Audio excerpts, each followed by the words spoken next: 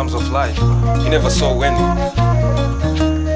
he's out for joy and the storm life, and he deserves many.